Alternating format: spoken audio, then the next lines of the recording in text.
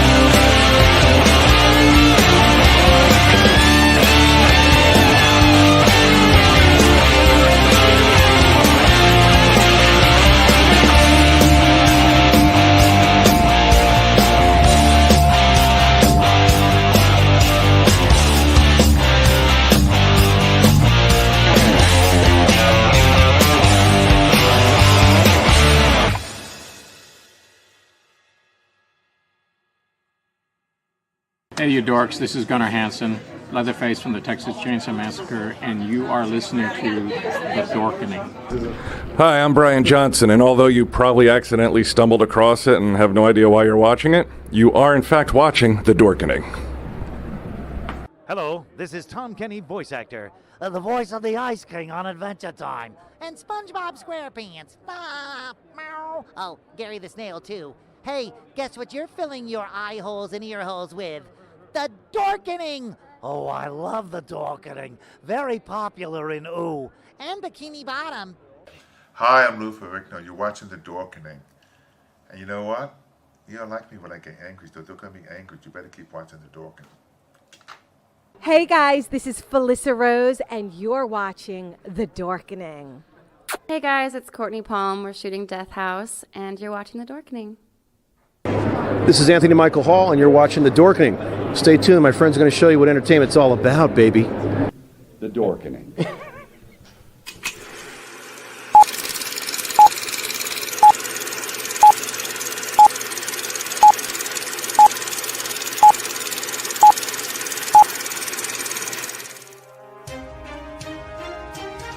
The Dorkening and all affiliated shows are not intended for anyone under the age of 18. The following may contain discussions or scenes that have adult situations, graphic violence, nudity, strong sexual content, and graphic language. This show is intended for mature audiences only. Viewer discretion is advised.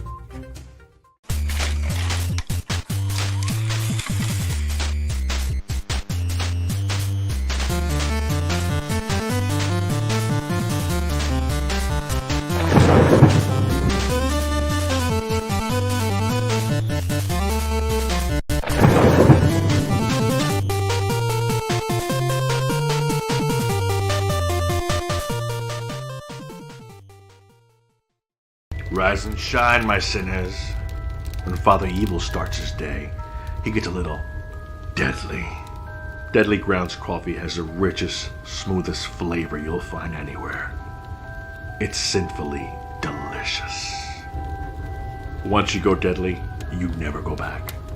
Order yours at getdeadly.com. Coffee's so good, it's scary.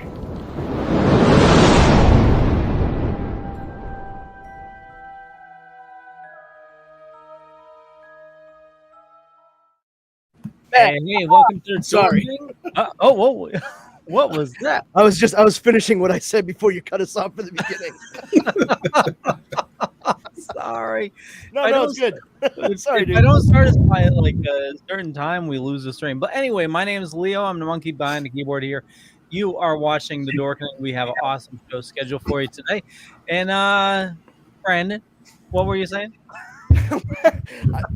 We were joking about She-Hulk Attorney at Law at the beginning, like not in a bad way, just the title, because Yo-Yo and I were saying like, oh, it makes me think of Harvey Birdman, Attorney at Law, and just before you cut into the beginning, I was saying Birdman, ha ha, and all you got was Bird, and then it went right into the beginning. So I was waiting for as soon as our mics were turned back on, just go, man, ha ha.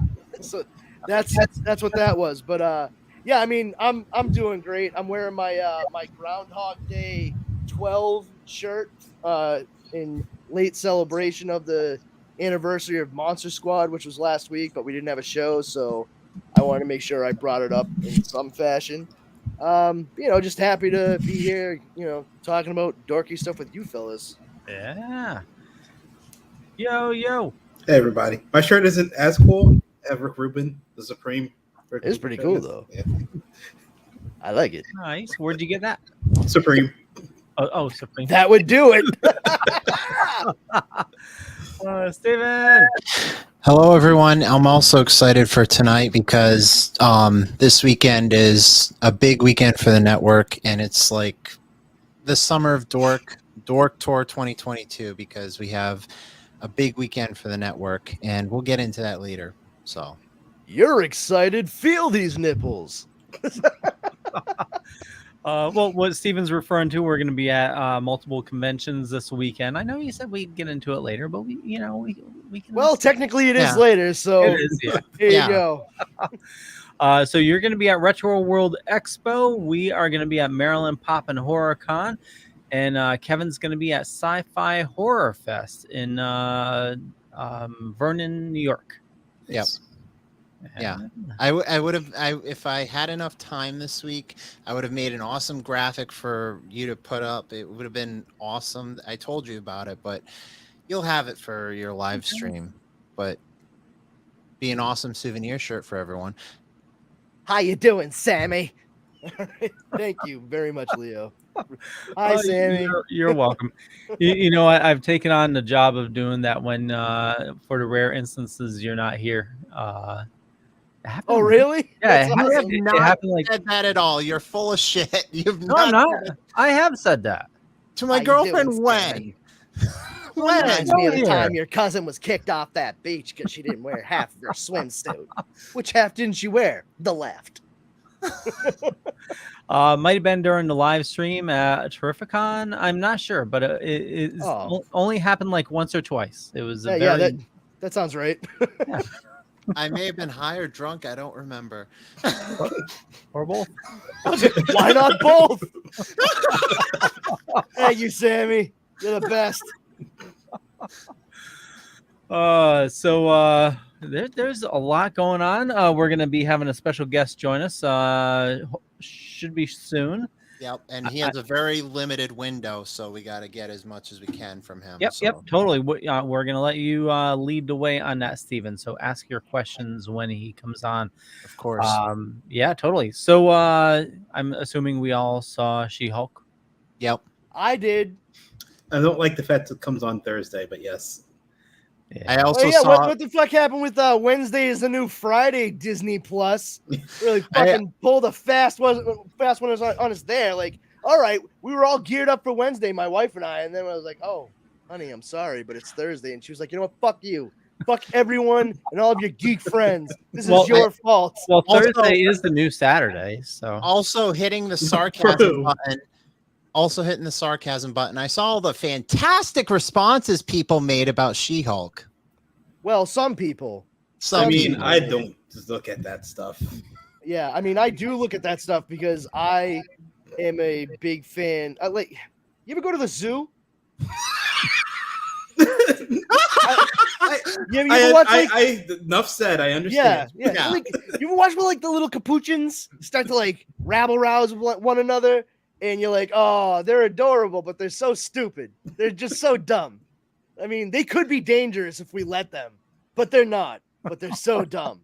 That's how I feel about reading the comments on things like She-Hulk. Yeah. If I see another fuckhead call it like MCU, Oh my god. I'm gonna find the face somewhere on my monitor and just punch it. Like it's so dumb, dude.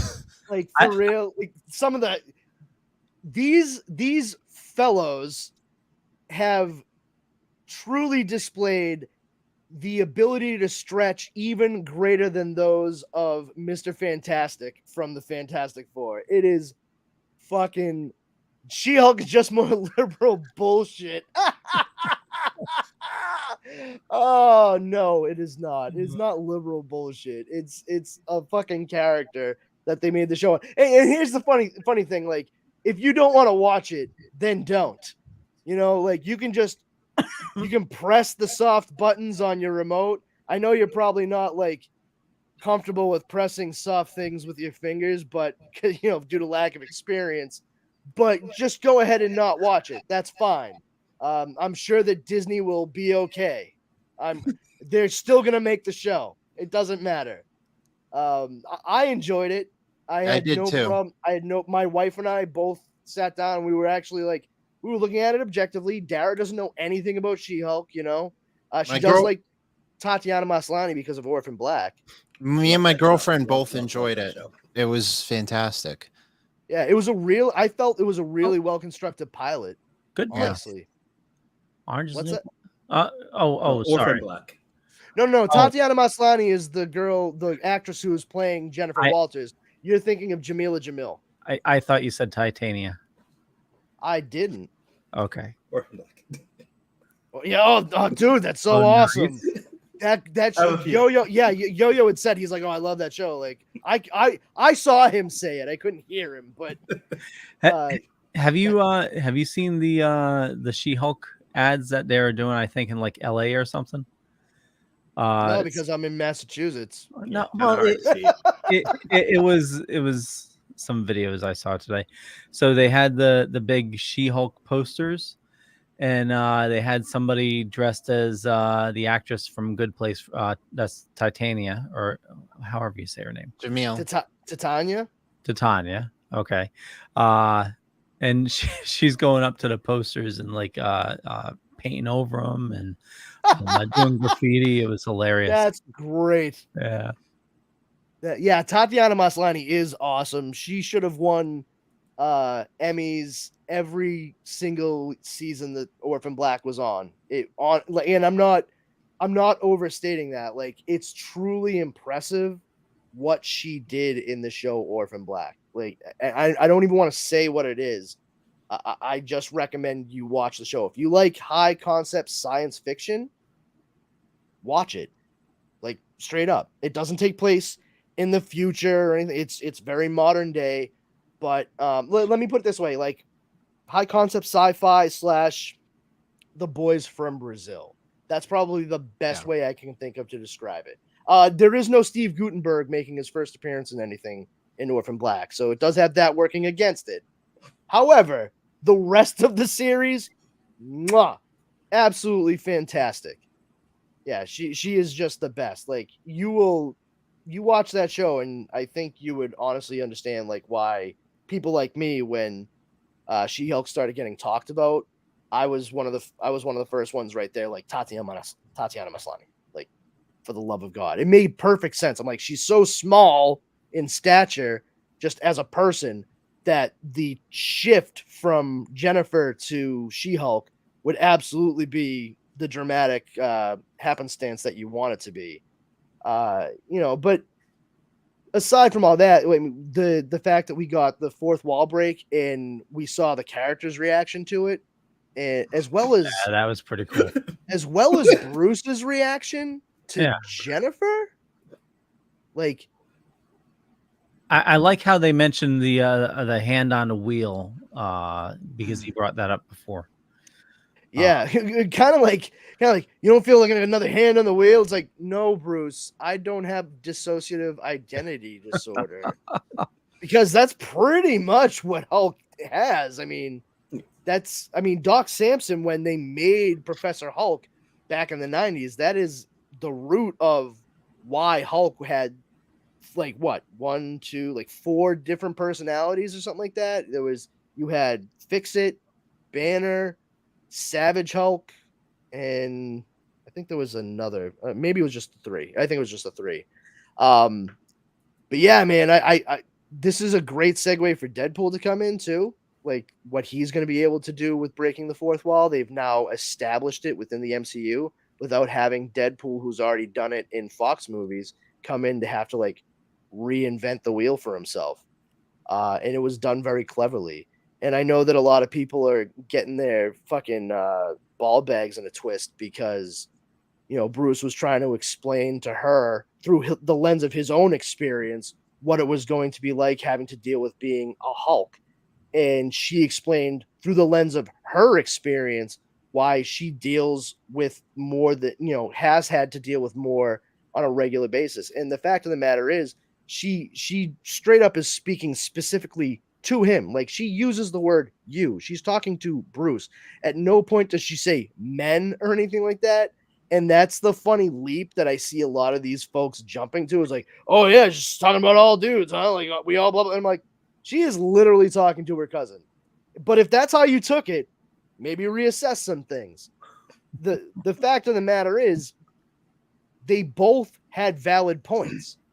They both did. And I mean, quite frankly, she's correct. All over the world, women have to deal with the things that she was talking about. Whereas Bruce Banner's experience was very specific to himself. And to anyone out there that's saying like, oh yeah, she gets catcalled by guys, but you know, that's so much worse than Bruce watching his mother get killed in front of him. Guess what, gang? I also read the comics. MCU is not the comic books. We don't know if that's even the case in these movies. Well, yeah, because, well, from what they've said in the movies also is they totally bring that to home, because they say the MCU is 616, but the 616 in the comics, you know? Yeah, this is supposed to be 19999. I think that's what it was originally. Yeah, women are okay. You know what? Women are killed for being women because of the simple fact that men feel they can do it. It's called fucking abuse. All right? That's the reason why she's talking. They are all over the world. Have you not heard of fucking stonings in the Middle East? Women can't even show their fucking faces there based on religious and Sharia law. Now, don't get me wrong, for the people that want to actually like follow that law and everything, that's great. But the fact of the matter is, women are killed simply for the fact that they are women. And that has been the case for as long as we've been a fucking civilization. It's fucking horrid and horrendous. And if you can't wrap your head around that... That happens in the US too, though. Like, he had to, like... Oh, yeah. Yeah, unfortunately. That's... Yeah, and I'm just using an extreme example to showcase that it's not, like, just specifically here. It's all over the world. It's everywhere. You know, women... There's never been an instance where any one of us, right, have ever, like, walked from a store to our car, which might be 15 to 20 feet away at night, and we didn't have to think to ourselves for even a split second that we could be raped or murdered in the time it takes to get to that door. All right? Not a single one of us.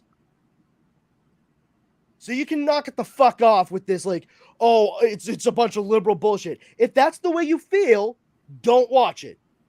It's that simple. You're not doing yourself any favors, because clearly you're not going to agree with anything you say right from the onset. So why aggravate yourself? Unless you just need more fuel. You know, you need more goats to feed the troll under the bridge, right? Whatever. Hi, guys. Hello.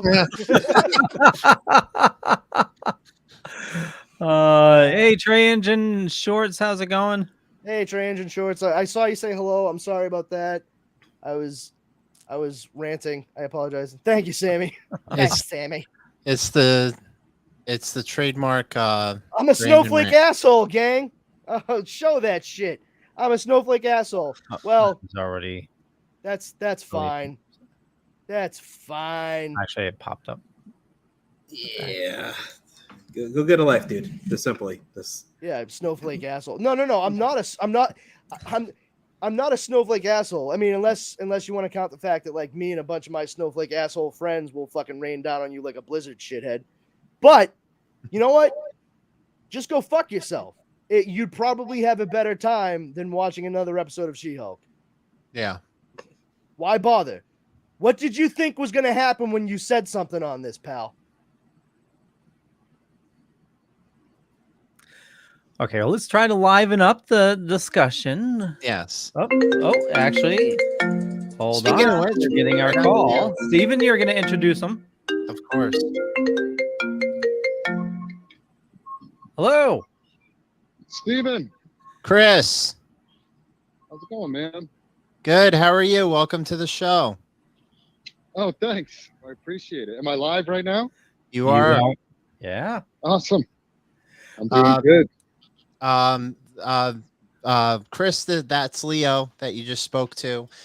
He runs the Dorkening Podcast Network.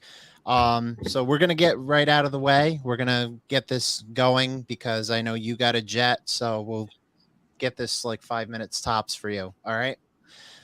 It's okay, Steve. I'm all good, man. We can chat for a little bit. I'm okay. Are you sure? Yeah. Good to go. Okay. So, well, we'll totally still be respectful of your time. But Steven, for our special guest, why don't you introduce him? All right. So this gentleman is a good friend of mine. He's a good friend of my show, Super Retro Throwback Reviews. I was fortunate to be a guest at his convention, Retro World Expo, which the Dorkening Podcast Network will be at this weekend, along with the two other conventions the Dorkening Podcast Network will be at along the East Coast on the Summer Dork Tour 2022. He's run this convention for 7 years. It's their 7th year at Hartford, Connecticut, August 27th and 28th. Please welcome the owner of Retro Games Plus, Chris Crone. Hello. Thank you for having me. I appreciate it. Thanks for the introduction. Thank you. No problem. Hey, Chris. I'm Brandon. I'm also on the show. You may hear me chime in every couple of seconds or so. Just want to let you know, like, didn't want to pop in and have you be like, Steve and or Leo sounds really different all of a sudden. Yeah. Well, I should probably do the same. Yeah, hi Leo too. Yeah, and we also have Yo-Yo here as well. So Nice to meet you. Hello, Yo-Yo. Nice to meet you. Thank you. So, Chris, when did you start Retro World Expo? So, Retro World started back in 2015. It was a group of few guys, close friends in the community, and we all kind of got together, mostly like through my stores at that time, and kind of came up with an idea to. There wasn't really a gaming expo in Connecticut at that time, and probably the closest I want to say was New Jersey. And so around 2015, we got the idea. Let's kind of try to put something together. That's really cool. And you've had some really awesome guests for the past 7 years at your convention. Oh, sorry, past 6 years. This is your 7th year. You've had some, obviously this year, some of your guests have come to, I think a couple of them have had I think it's like their 3rd year coming. A couple of them this year highlighting, you have Gaming Historian. For those of you who haven't seen Gaming Historian on YouTube, he's one of the top YouTube gamer channels on YouTube. You also have Master Daniel Piscina from Mortal Kombat fame coming along with his brother Carlos, who has been to past Retro World Expos before. And you also have NBA Jam, the voice of NBA Jam, Tim Kitzrow, coming as well. Yep. Really? Like he's on fire. Like That's awesome. Oh, that's yeah, it is awesome. He's a great guy, Tim, too. He's been to the show before, but so he's returning. It's been a few years. In fact, actually, I was talking with Lance, who's my partner on the show, Lance Cortez, and I didn't realize this when we had Tim a few years ago that that was the first time he'd ever done a convention, was Retro World. I want to say it was 2018. And so he's returning. He now does a bunch of shows all over the country. And actually Daniel Pacina was the first time he ever did shows was actually at Retro World Expo as well. And he travels around the country and I think he travels around the world now and does a bunch of shows. That's awesome. Wow. And not only can you experience guests here at Retro World Expo and tons of vendors like any other convention, but you've added something like you had last year. You added wrestling here too. We did. Yep. Yep. So what made you bring wrestling to Retro World Expo of all things? So so we have Blitzkrieg Pro Wrestling, is run by a guy, Jeremy Leary. And they're an awesome group. They're an amateur semi-pro group of wrestlers in the Connecticut area.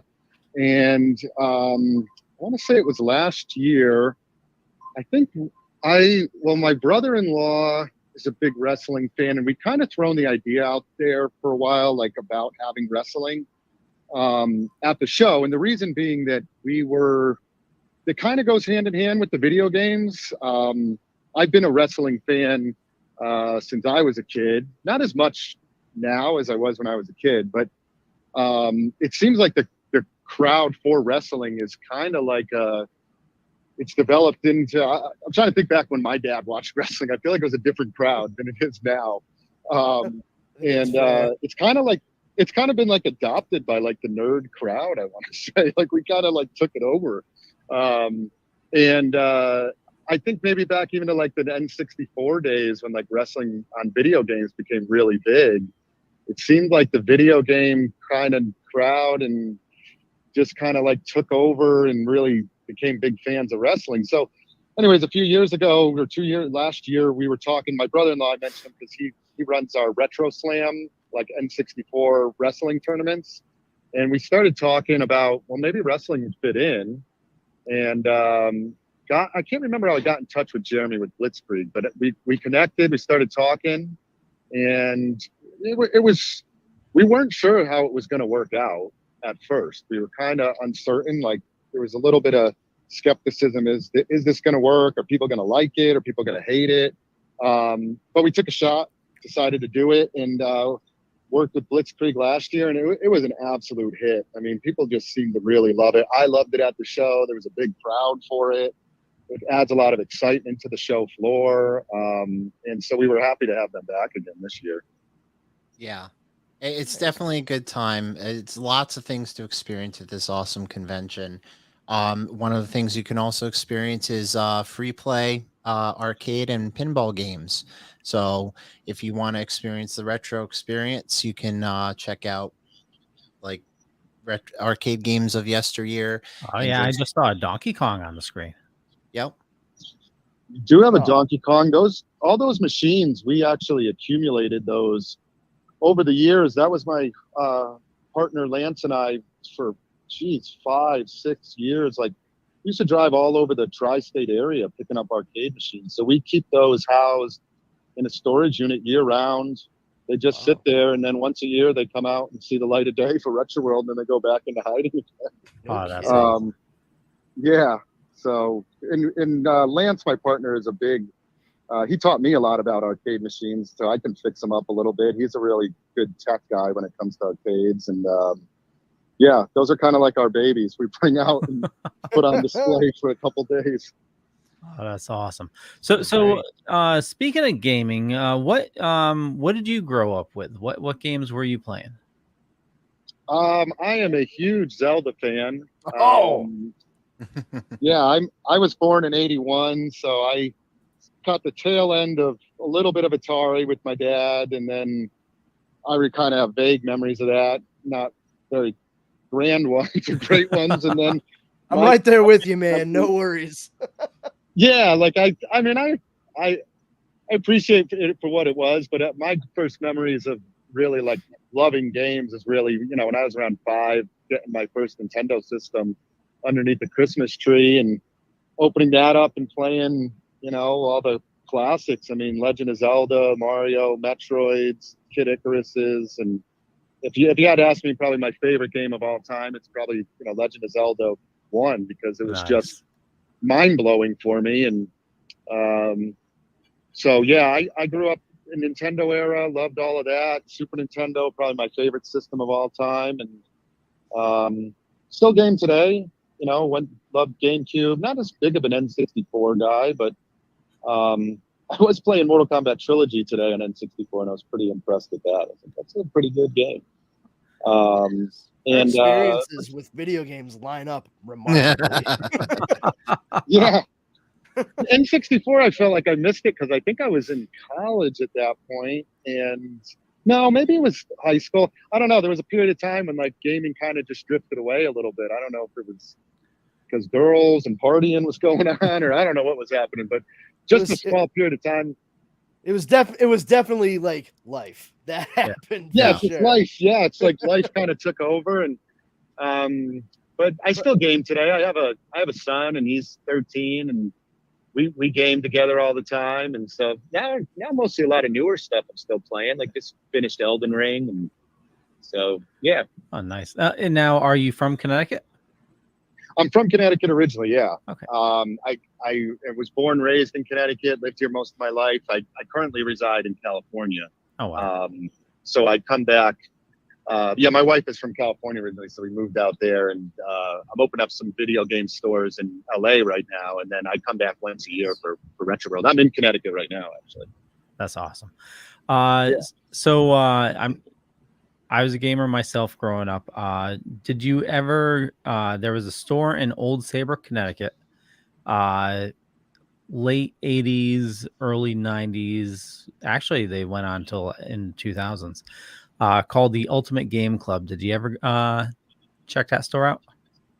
Dang, no, I'm trying. Old Saybrook. Where is Old Saybrook? That's like Route 9. Just outside of New Saybrook. Sorry. Is there a New Saybrook too? Oh, you had to go for that one, didn't you? It's just a joke. Right? I'm a fan of shtick. I can't help it. It's towards New Haven area. It's on the in between like New Haven and like London. Yeah. Like Middletown area, kind of. More towards the shore. It's like right on the shore. Oh, like Grottonish. Yeah. Like Route 9, right? Yeah. Like right at the end of Route 9. Okay. No, so I was born or lived mostly out in like Manchester, Connecticut. Okay, so gotcha. My experience with I never visited that one. Sounds awesome, but I used to always frequent the Funko Land that was in Manchester, Connecticut for a long time. Yeah. That was my jam. And I was there like every weekend during college, going down and buying Nintendo games. And then unfortunately GameStop came and absorbed them and destroyed what they were. So, but I loved Funko Land. That was my favorite shop. Me too. Did Babbage's buy Funko Land first? Or I thought somebody bought Funko Land and GameStop bought them. I mean, either way, GameStop ended up ruining them. So. Yeah.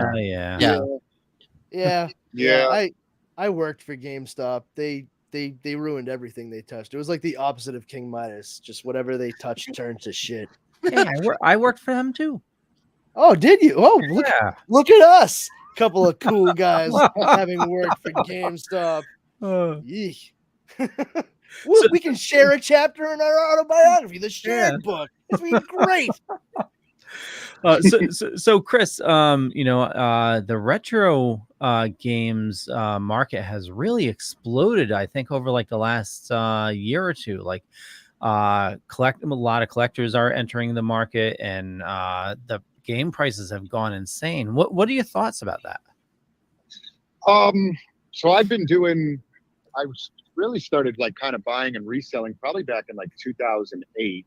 I opened my first store in 2011.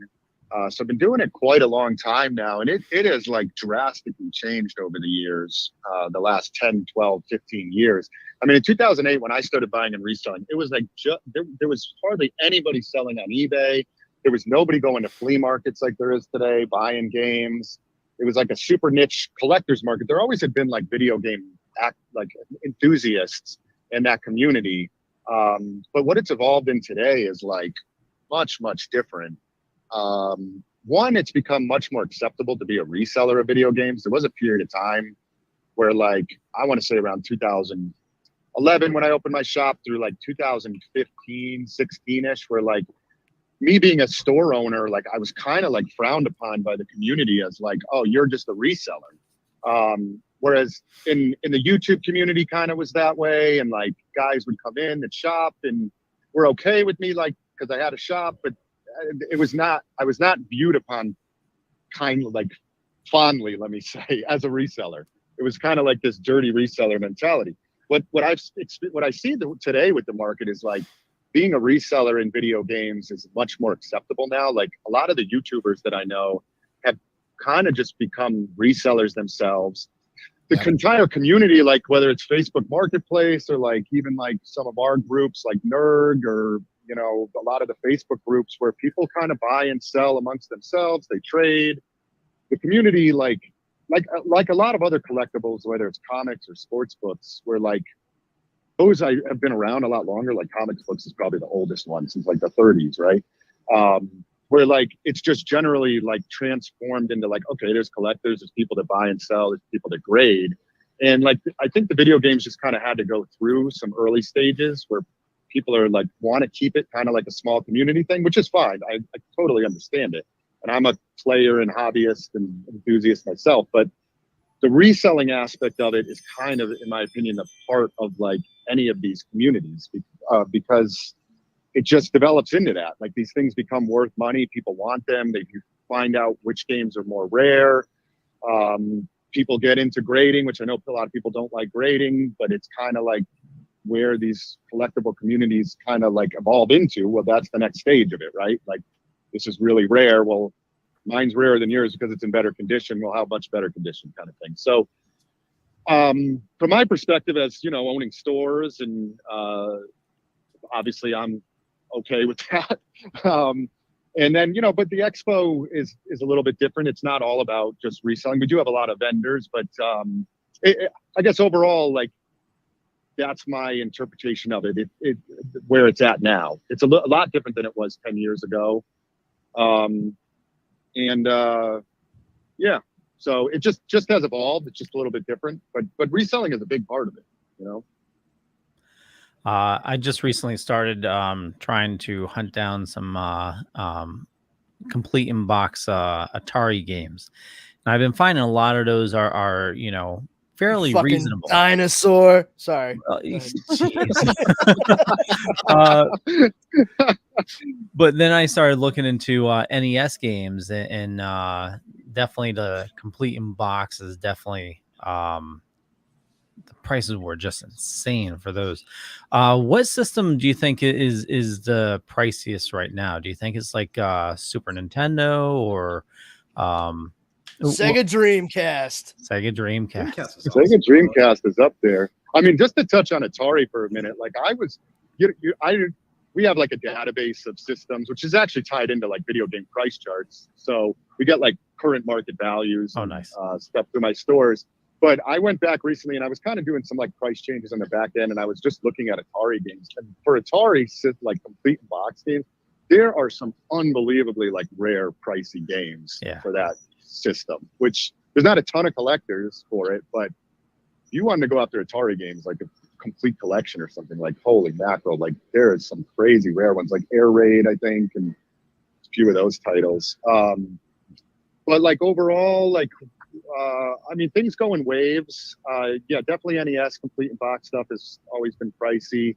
I would say the hottest systems right now, for a long, like back in 2011, 12, 13, definitely was NES. Then Super NES went through a phase, and then N64 is super popular right now. But really, GameCube right now is like, oh yeah, probably I just the hottest. bought a GameCube like 3 months ago. Yeah, like, and that system is just awesome. I mean, the games are so good. It's Nintendo. Not a ton of them out there. I mean, you started to see like some of these games. Like I think we were just pricing like Fire Emblem Radiant of Dawn, I think it's called, and something Fire Emblem Radiant something, right? And I think that game is like 300 and something bucks now. I sold a I don't sell too many of my personal collection. I tucked some stuff away for my own personal stuff, and I had a game that I tucked away years ago. It was Go-Go Hyperkin Go-Go or Go-Go Hyperkin Grind. I forget. Not Hyperkin, Hyper Grind. Go-Go Hyper Grind? Is that right? That sounds right. Yeah. Yeah. Yep. Yeah, I think Go-Go Hyper Grind. And I remember seeing this game like 6, 7, 8 years ago, and it was like $20. And I was like, what the heck is this game? Like, I'm just going to tuck this away. And now that game, I think, is like $400 bucks. Oh, wow. I mean, it's crazy expensive. I think Pokemon box now for that system is like $2,000. I think I saw that one. It's like crazy. So, Wow. yeah, GameCube. Yeah, GameCube's super, super hot right now. Well, I got my Smash Brothers and my Beautiful Joe for right now. I've been satiated for the time being. Nice. Beautiful Joe. That was a good game. It really When I first had GameCube, I had the collector's edition of Zelda that had 1, 2, and Ocarina of Time and Majora's Mask on it. It was awesome. Like when I got it, I just happened, like I was working at GameStop. Somebody had traded it in, and for some reason, like we were gonna sell it for like $50, and I was like, I will buy this right now. And they're like, oh, the kid working for me, because I was the third key. I was like, listen, I'm gonna go on my break, then I'm gonna buy this. So I did, and the next day my manager came and he's like, where the hell did that disc go? And I was like, to my house, because I purchased it, because it's mine now. He goes, oh, dude. And I was like, what's the matter? He goes, I had somebody that was going to pay me like $200 for that. I'm like, sucks to be you, pal. You knew it was here. You should have been here. By the way, Legend of Zelda on GameCube is awesome. he was not thrilled. Simpsons Hit and Run was my favorite on the GameCube. That's a pricey one now too.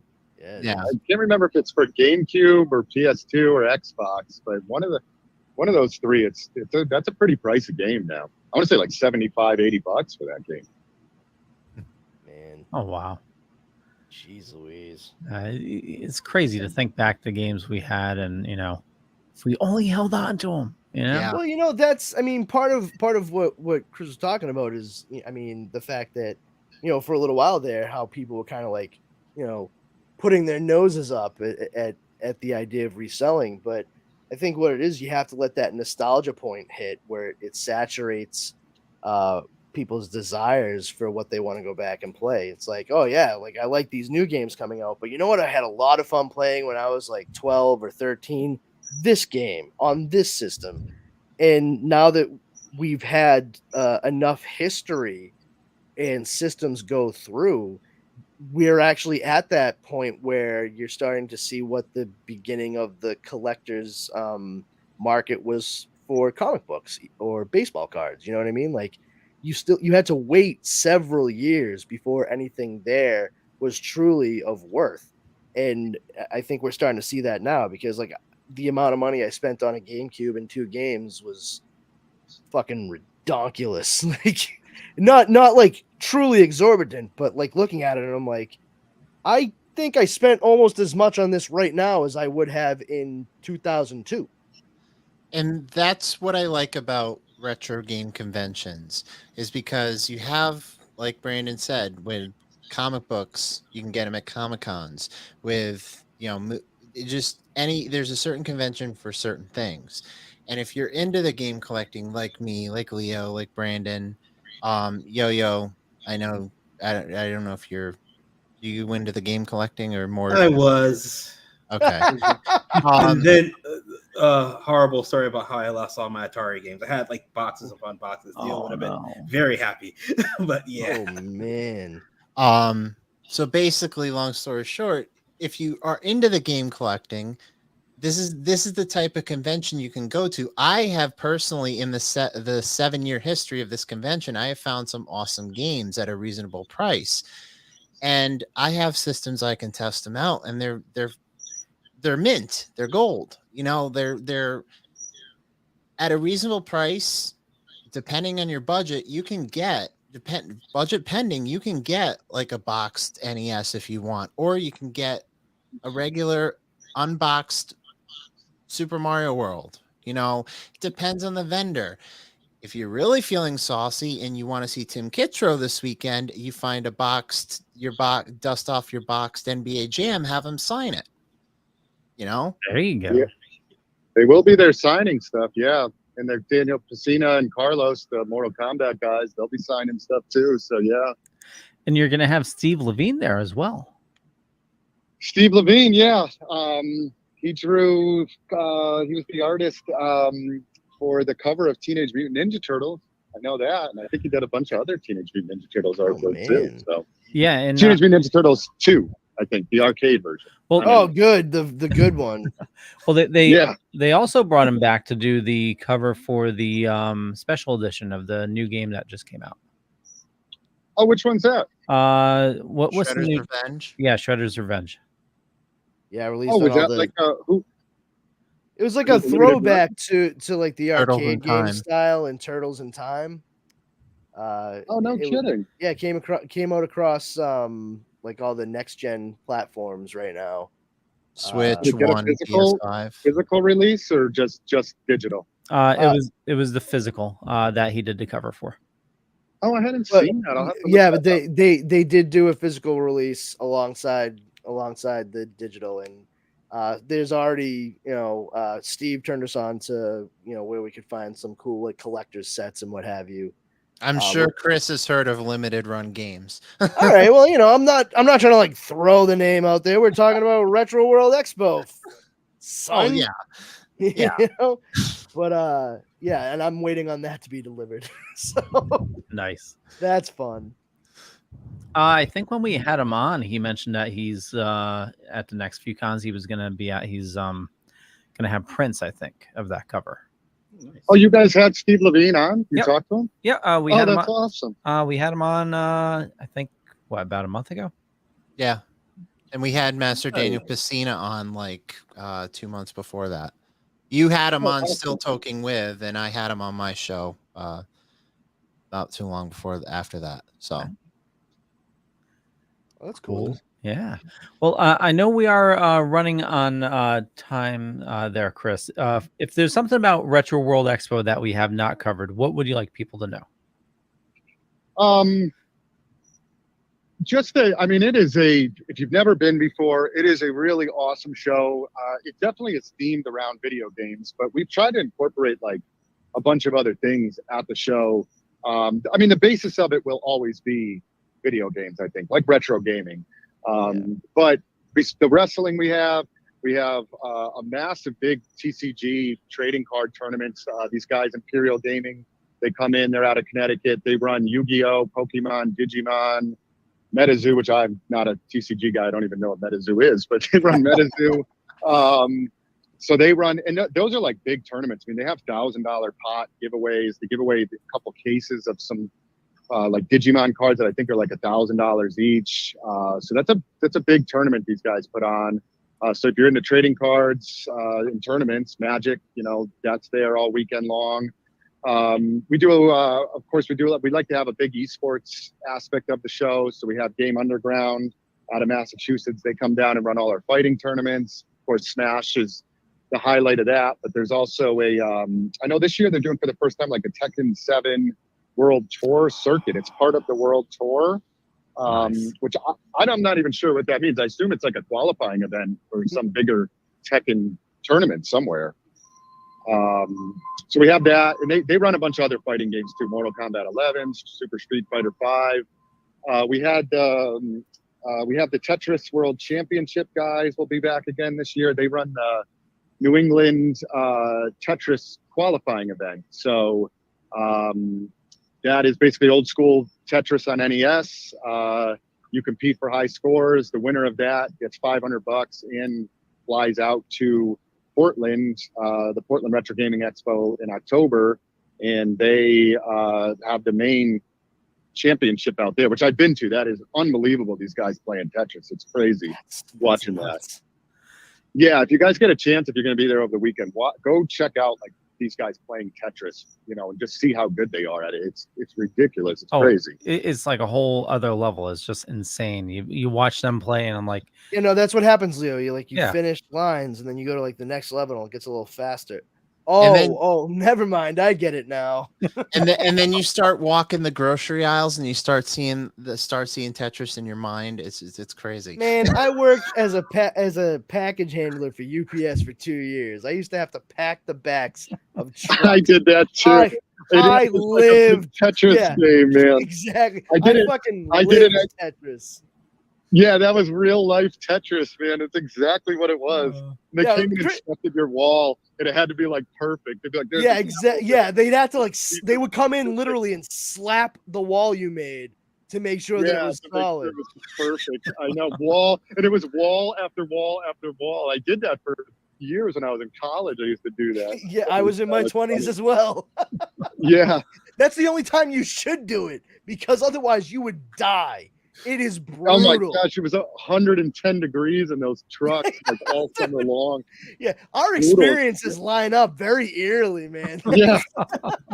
Just drenched in sweat. For Oh yeah, hours. dude. Like I'm a short pog Irish kid from Boston, so like I'm not made for that kind of heat to begin with. And people would be like, "Are you okay?" I'm like, "Yeah, no, I'll be fine. Just stay away from me." Like, I was just like radiating heat. I'd have to bring like an extra 2 t-shirts in the summertime. Game over, man.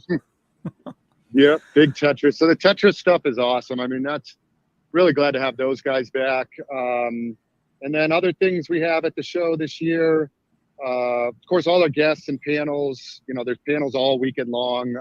If you're able to catch any of that stuff up in our panel rooms, tons of vendors, of course, 170 booths this year, so there's a lot.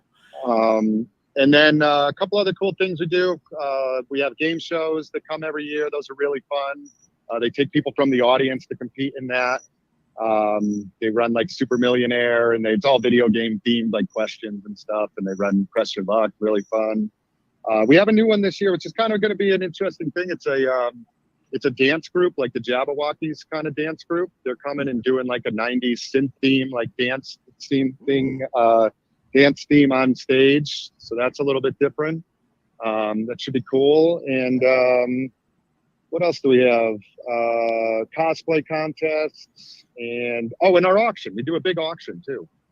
Cool. It's like a video game and collectibles auction. 2 days.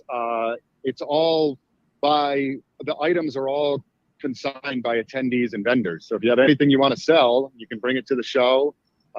It's Bruno Auctioneers, auctions out of Rhode Island. They're like a professional auction company. Bring your items there. Your items will end up on stage. They'll lot them up. They auction everything off. You get paid. And you can buy, of course, too. So that's really fun. Awesome. Yep. And there's a ton of other stuff too. I could list all off. But yeah, it's a really fun show. That's awesome. Now, this is going to be in Hartford, Connecticut, and this is the hotel that's connected to Marriott, right? Correct. Yep. Yeah. At the big convention center, Connecticut Convention Center. Yep. Yeah, that's an awesome place to go to have a convention. So it's Steven, you're going to have a lot of fun there. Definitely take tons of pictures. Actually, I've been there before. I've been to pretty much every Retro World Expo, and I was fortunate to be a guest. Good. Then you know how much fun you're going to have. Especially if I'm representing 40 shows on the Dorkening Podcast Network. Of course, I'm going to have fun. Also, the Retro Redoctopus people will join me. So, oh yeah, those guys are great. They're actually the reason that I found out about Retro World Expo a few years back. Yeah. I met them at a horror convention. And because that's how we all meet apparently at conventions. It's like we convene and then we form connections. It's weird how that works. And they told me all about it, and I was just like, I want to go to that. But Chris, I know you got a jet, but thank you so much for joining us. I look forward to seeing you this weekend, and it's going to be a blast as always. Thanks, Steve. I appreciate it. I appreciate all the support over the years and you always being a part of the show. And totally look forward to seeing you. I'll be running around like a madman, like always, but I will definitely try to stop over and say hi and Are you guys the Leo and Yo-Yo? Are you guys in Connecticut or not in Connecticut? No, Leo's go for it. I'm in Massachusetts. Okay. And yeah, I'm in Connecticut. Oh, you are? Yep. Do you guys plan on coming to the show or not able to make it this weekend? Or well, actually, I did plan on going to the show, but they need me in Maryland. We're going to be doing a Maryland Poppin' Horror Con that same weekend. Oh, gotcha. Yeah. Okay. Yeah, because you know, as soon as Steve told me about it, I'm like, we need to get a booth here, and that's when we bought the booth. And then we're like, didn't you realize we're in Maryland that weekend? And I'm like, oh shit. Well, So the answer is no, you didn't. Yeah. Good news, Chris. We're gonna get a booth next year. So awesome. Yeah. Well, thank you guys. Maybe next week can make it, but that's okay. I appreciate you guys having me on the show. Oh, totally. Yeah. Thank you so much for joining us, Chris. Where do you like people interacting with you on social media? Me personally, or just the expo? Both. We have a Retro World Expo social Facebook group. So if you have any questions about the show, we have a Retro World Expo Discord that you can join, which is like a public Discord. And then most of our social media, Instagram at Retro World Expo, Twitter at Retro World Expo, Facebook. Yeah, you can reach out to us through any of those. So yeah. Very cool. Well, we'll let you go, Chris. Thank you so much for your time. And we know that you're going to absolutely knock it out of the park this weekend. We'll see you this weekend, Chris. Sounds good, Steve. Thank you again. Good chatting with you guys. Thank you. Thank you. Thanks, Chris. All right. See you. Yeah. For everyone out there, that's Retro World Expo this weekend, August 27th to 28th at the Connecticut Convention Center in Hartford, Connecticut. It's Saturday, 10 a.m. to 8:30 p.m. and Sunday, 10 a.m. to 5 p.m. If you want to get tickets now, you can go to retroworldexpo.com.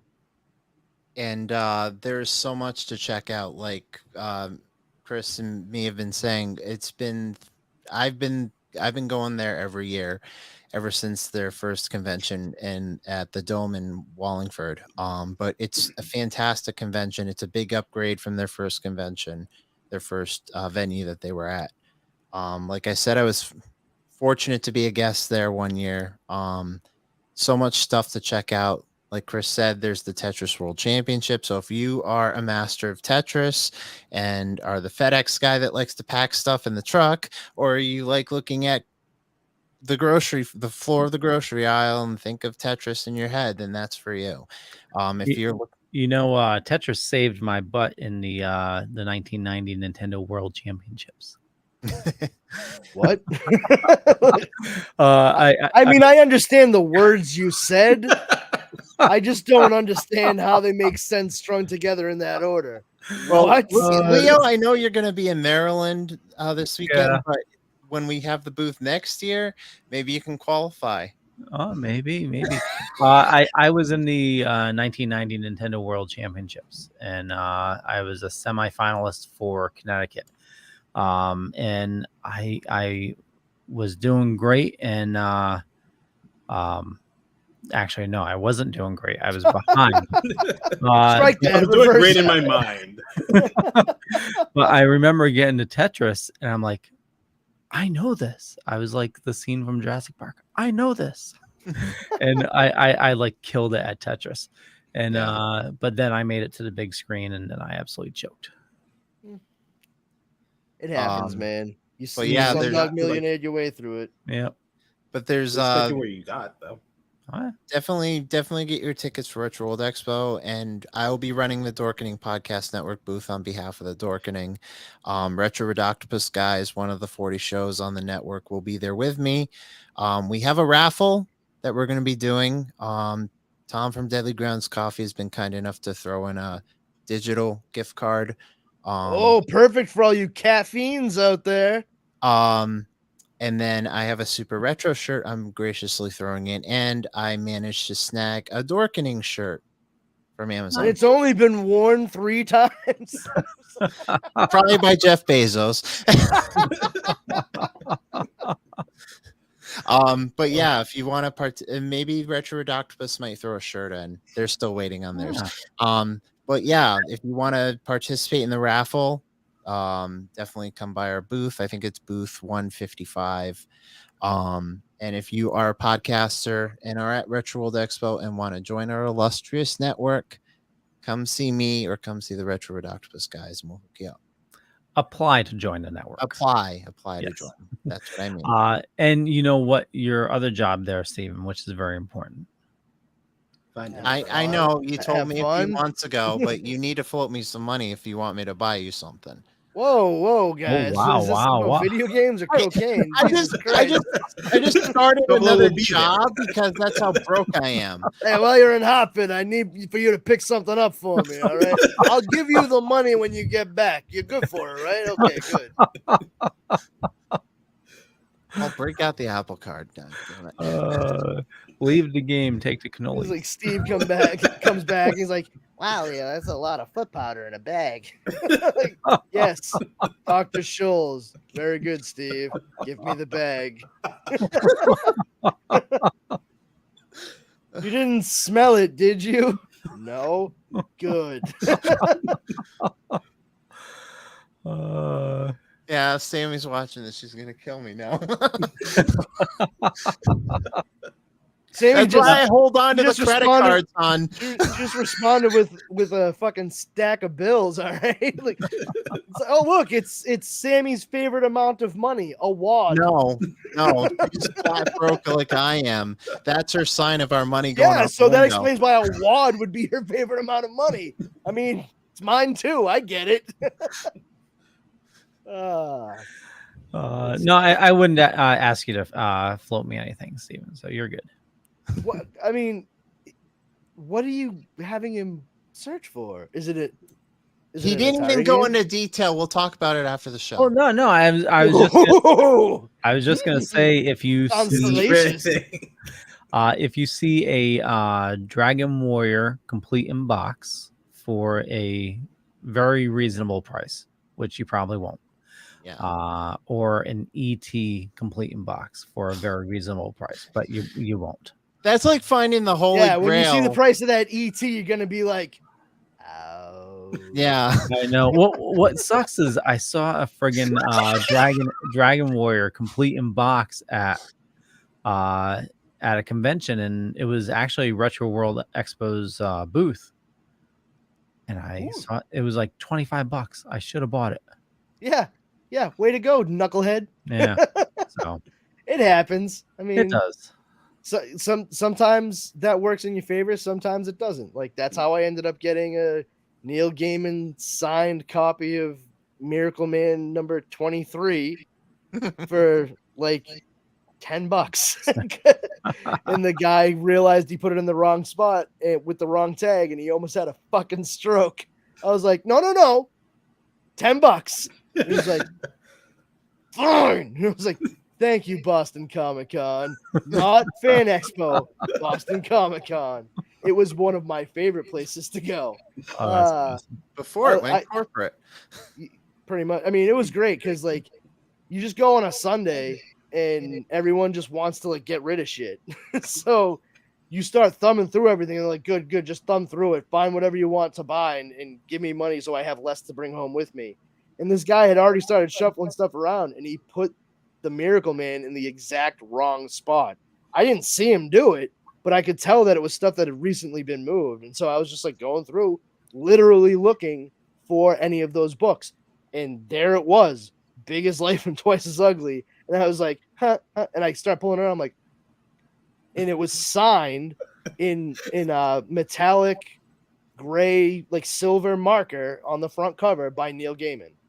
And I was like, what the?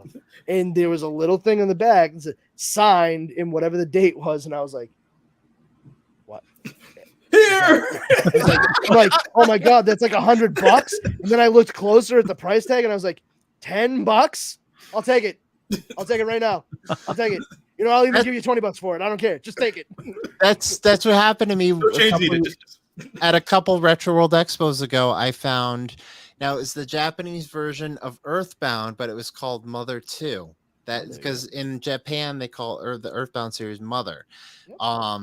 So when I found Mother 2, which in the US is called Earthbound, one of the rarest SNES games on the planet, I was astounded because of the price, because it was complete in box, had the manual, the cardboard inserts, and the freaking game. And this was the Japanese version, by the way.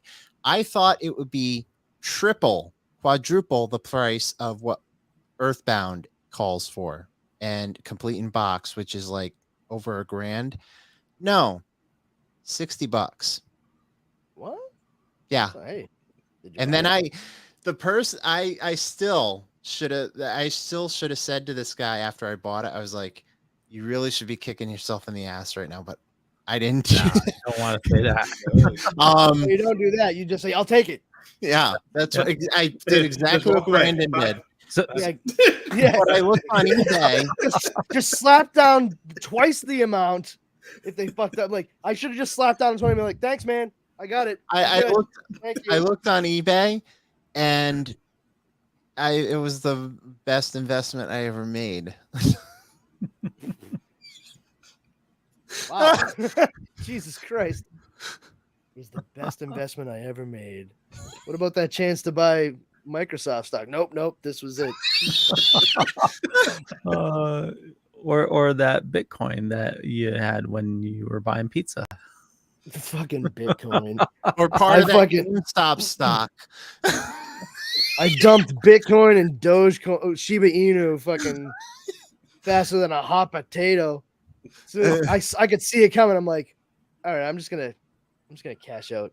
Yeah, I should have done the same. I managed to make a little bit of profit, and then everything hit a fucking horrible downturn, and I was like, yep, I got out at the right time, kids.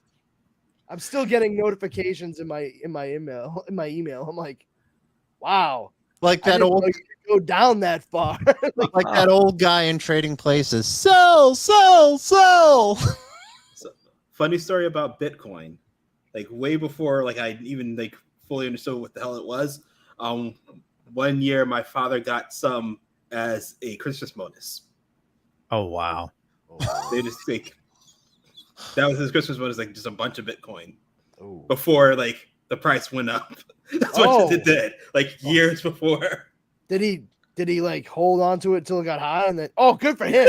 Oh wow! I'm so happy to hear that. I'm so glad to hear that. So what you're saying is he's on a beach right now? I don't know where he is right now. And that was the last time I saw any of my parents, like either of my parents. Like they changed their name. They live somewhere on an island. I don't even know that they have Wi-Fi. I think it's just like grass huts and margaritas. That's what they live on.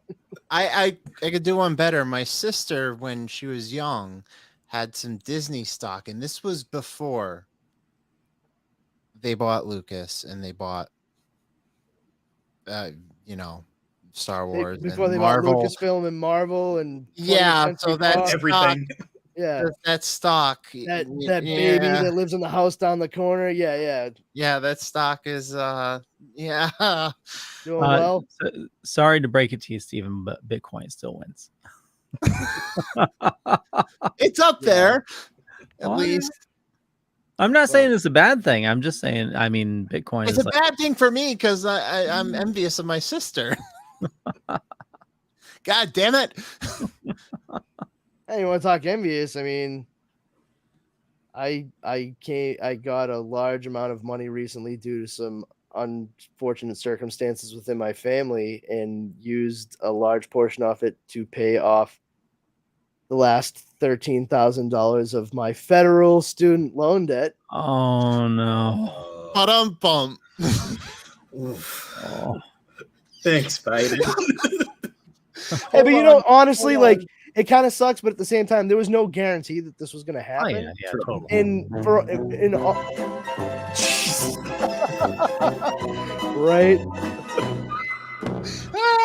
But honestly, I'm not really kicking rocks over it because, like I said, this was not a guaranteed thing that was going to happen, and I did the responsible adult thing. I had the amount of money to pay that off and not worry about it anymore. And I did it. And you know something? I don't begrudge anybody who's about to get $10,000 in federal student loan debt canceled. Like I'm happy for them. That's great because like Because you got that feeling early. Because you Yeah. paid it off. like well yeah, would it be nice if I had that money still? Sure, but like I said, it wasn't a guarantee and I did the responsible thing. These folks who are about to get this break, that is a huge break and the reason they haven't paid that amount off is because they don't have it. So like should I be pissy about the fact that I paid it when it wasn't a given that it was going to get canceled, but now it's happening a little while later for millions of other people? No, I'm glad. Good. Like it'd be great if more could be done, but whatever. That's a start, I suppose. But I hope it helps. I hope it helps everybody that gets that assistance for real. So yeah, there is a little bit of that Curb Your Enthusiasm irony involved for sure, but it is what it is. I paid off a loan that I owed the government instead of going out and buying a shitload of stupid stuff or what have you. So I got that going for me, which is nice. I'm glad the soundbite went through because I couldn't hear it on my end, but I'm glad we absolutely heard it. Yeah, we heard it was boisterous. So to bring us back onto the dork train, before so we talked about She-Hulk. Anything? Almost yelled about it even. I know. Game of Thrones. Did any of you watch that? No. Oh, you mean Hot D? Watching some Hot D on HBO. Oh, hold on. What, did they bring real sex back? No. Game of Thrones. What? Actually, I forgot one thing about She-Hulk. I saw a really cool theory today. So when she's walking on the upstairs, you see that Iron Man mask. Yeah. And it's the same mask from the Sentry that got doused with oil that Ultron possessed.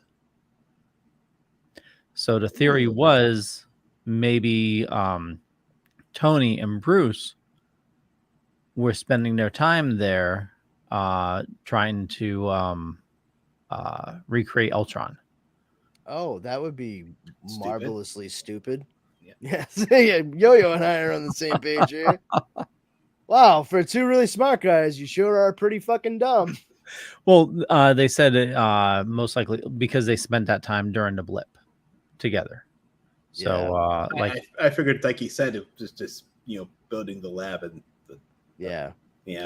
So, some of the other things. One of the things I know I wanted to mention, getting back on topic, with some of the topics we were talking about. Obviously, Disney Plus Day is September 9th, I think, or yeah, right around the corner. Yeah, from 9th, something like and then that same weekend is D23. So Marvel Studios, which I'm kind of shocked they announced, someone announced what they're going to announce at their panel, but usually they're tight-lipped about it. So tell me if you guys think this is what you think they're going to announce, even though they're usually tight-lipped. Someone said that they're going to announce the cast and director of Fantastic Four, cast of Thunderbolts, a Wonder Man series, project dedicated to Nova, Shang-Chi 2, Deadpool 3, and Armor Wars. I think you have a better chance at Armor Wars being mentioned. Probably Thunderbolts. Maybe Thunderbolts. I don't know about Fantastic Four only because they haven't really had a lot of time to get everything pulled together on that. They had to make sure to go through and hire another director because was it Tom Watts from the Spider-Man movies? John Watts. Tom Watts, right? That's John Watts. John Watts. Thank you. He was going to direct it, and then after No Way Home came out, he was like, "Yeah, I kind of need to take a step away from superhero movies for a while, which I don't blame him at all for. So they had to get a new director, and that means they're gonna has to be an aligning of visions insofar as how it's going to be executed, and that involves, of course, story, the entire team that's going to be used and hired, and then coming down to casting. So I think we're a ways off from hearing who it is that's going to be featured in the movie itself, let alone who the person at the helm is going to be. Yeah, if anything, we'll probably hear it next year. Yeah. Well, Or don't they could just forget, go with the Russo brothers. I mean, Yeah. don't forget with Disney Plus Day last year, they announced, announcements at the same time, even though there wasn't a Marvel panel. So it's good that I think it's going to coincide with their Marvel panel, being on Disney Plus Day. So that's probably what they're going to do. Good night, Sammy. Have a good night, Sammy. Have a good one. Sammy. Bye, Sammy. But Disney Plus Day, there's some things that they announced that's going to premiere on Disney Plus. Obviously, episode 4 of She-Hulk, Thor: Love and Thunder is going to make its Disney Plus premiere.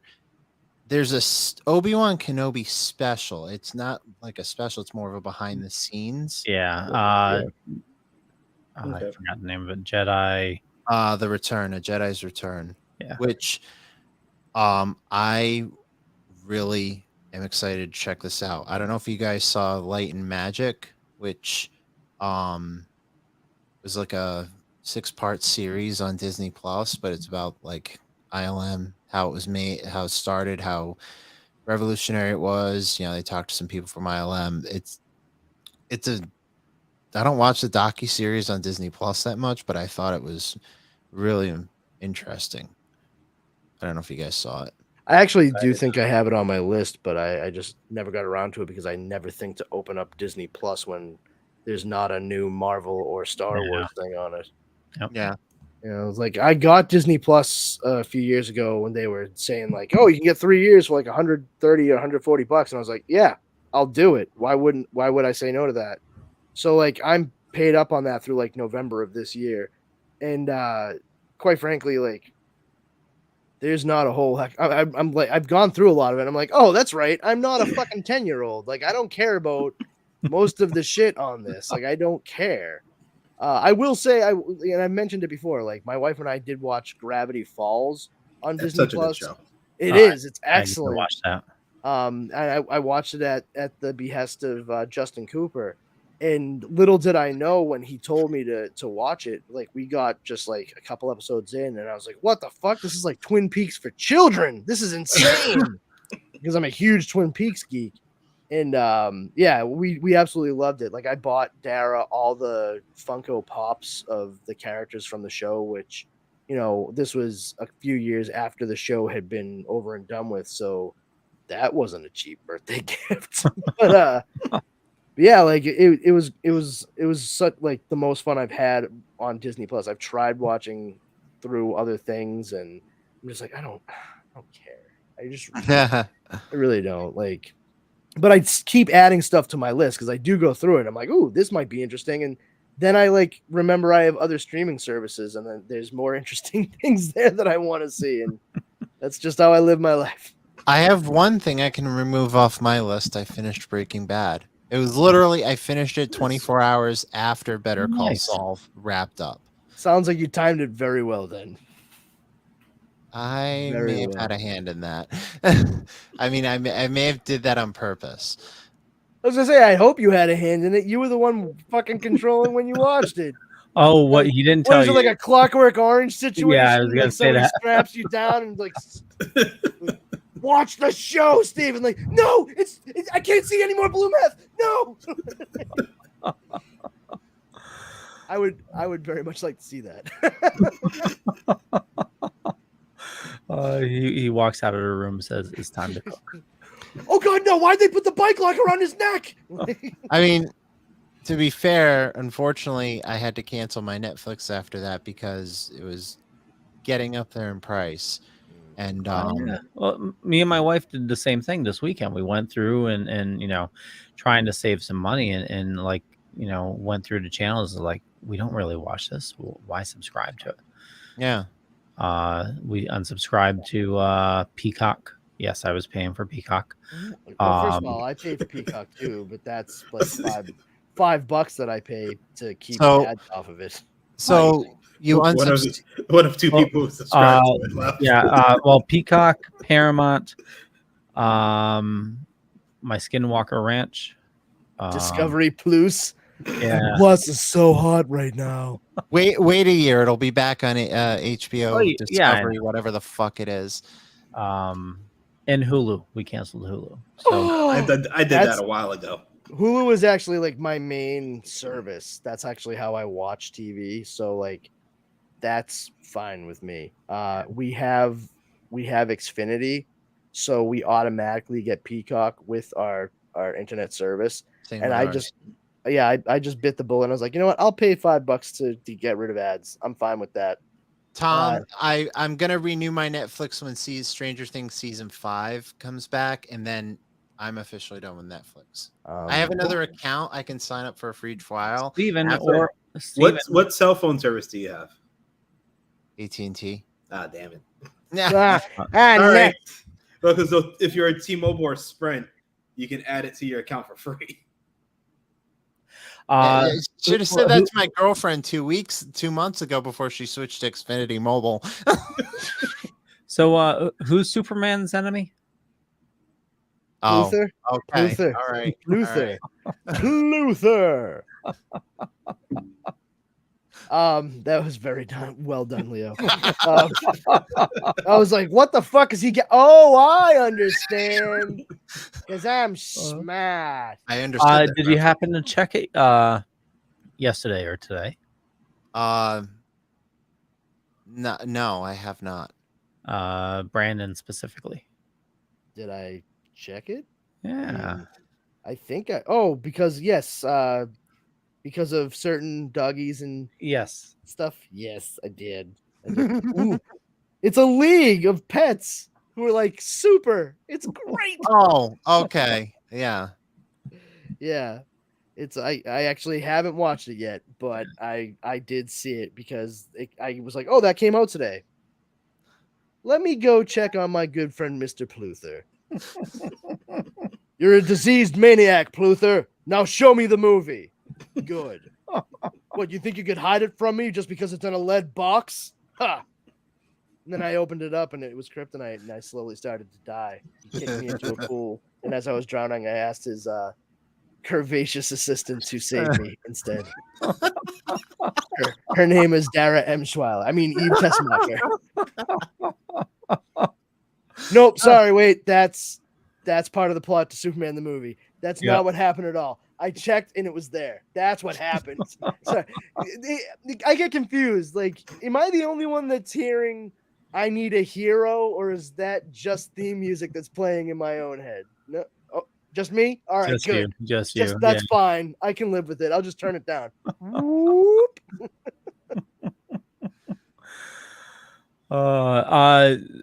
So did you see McFarlane is relaunching the Superpowers line? Real quick, I had this delivered today. Oh, nice. Yep, that is Batman from the Elseworlds, Superman, speeding bullets. What if Kal-El's rocket had not landed in Smallville, Kansas to be found by Jonathan and Martha Kent, but instead the winds shifted that night and the rocket that brought Kal-El to Earth landed just outside of the Gotham City limits, and he was found by Thomas and Martha Wayne and raised as their son Bruce. Then they still get Captain Crime Alley, and he turns into Batman. It's nuts. Yeah, that is awesome. It's a really good story. We did an episode on it on Comics Paradox. You should check it out. Yeah, the story is great, and the suit is awesome. Oh man, I like I said in the episode, like towards the end of it, if you check it out, like we all kind of pause it, like, oh, what would the continuation of this be? Like, oh yeah. And by the time we finished talking about it, I'm like, I fucking want that. I want it so bad. You suck, DC. Well, you and Justin said you wanted them to make a figure of it, and like the very next day, I know that was nuts, right? Yeah. Like they were like, "Oh, look what McFarlane's doing next," and I was like, I pre-ordered it. Like as soon as I saw it, I was like, "Click, that's a no-brainer." I've been waiting for that since I was 12. Like, come on, son.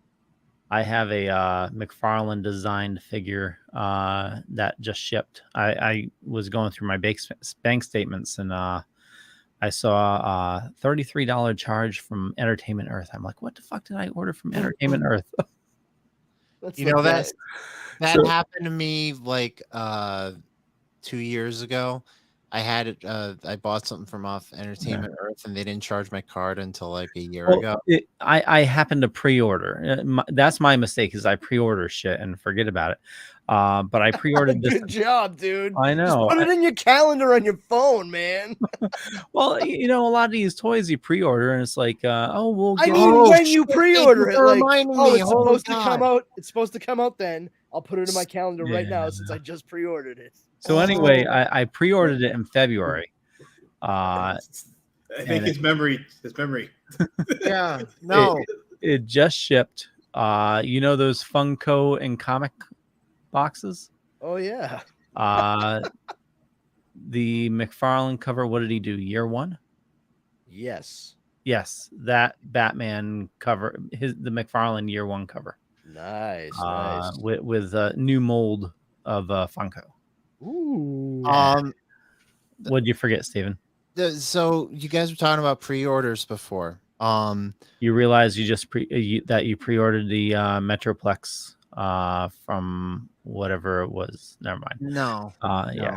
I'm too forgot broke the to have a setup there. Metroplex. No. So is there anyone in the past had Movie Pass? Did anyone? No. Oh, Yeah. No. No. Yeah. I saw that. No, I got it's something. I guess they're doing a relaunch. and- Yeah. It's not the batshit crazy version that was out before, though. That's. Yeah, no, it's something different. I just remembered because it was like I got an email from them this morning, along with my work email, and it's just all Yeah, the but other. they're friggin' closing our best theater. Yes, they are. They're going to file what? for bankruptcy. Regal filed. Yeah. Yeah, I saw that. Well, And we have, out of all the theaters in me and Leo's area, we have 2 Regals, 2 not for long. not for long, and then 2 local theaters, like in family owned, and then 1 AMC, which is out in the Bumfuck. boonies. Yeah. Yeah. Well, I live 12 minutes from an AMC, so that's and like 7 minutes from a Showcase Cinemas, but I'm not a big fan of the Showcase one. We have a Showcase. You just have to go to Rhode Island for it. Eesh, I that don't I wouldn't know where there's qualify. a Showcase nearby me. I wouldn't qualify that AMC, as you having a showcase. Then Yeah. you got to go to a different fucking state, bro.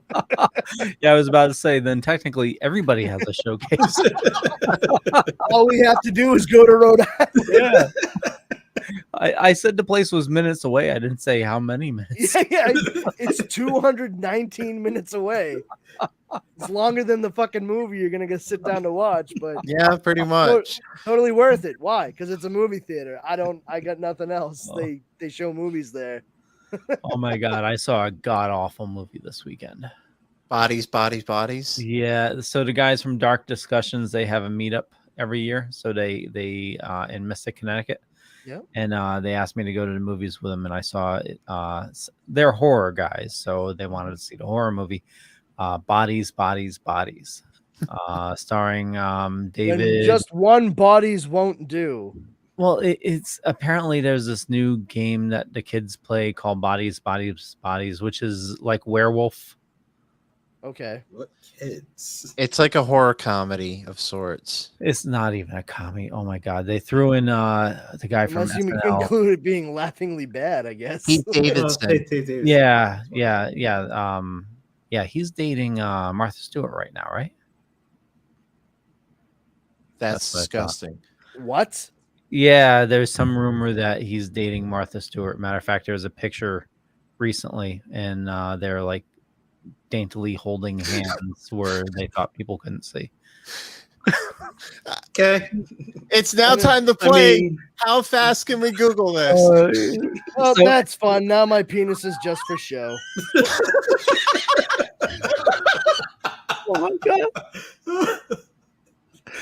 I don't know what you call the opposite of an erection, but that's what that just gave me. Like, I have 2 belly buttons now. Great stuff.